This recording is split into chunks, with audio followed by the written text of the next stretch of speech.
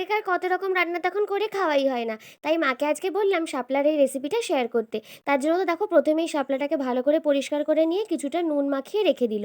এবার কিছুক্ষণ পরে ভালো করে হাত দিয়ে চেপে চেপে শাপলার ভেতরের এক্সট্রা জলটাকে বের করে নিয়ে খুব ভালো করে কিন্তু ধুয়ে নিল।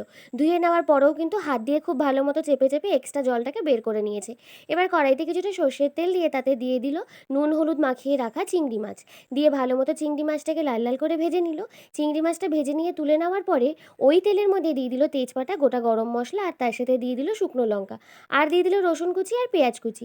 সব কিছু আবারও খুব ভালো করে কিন্তু ভেজে নিল। আর তারপরে ওই জল ঝরিয়ে রাখা শাপলাটাকে দিয়ে ভালো মতো নেড়েচেড়ে নিয়ে একটু ভাজা ভাজা করে নিল।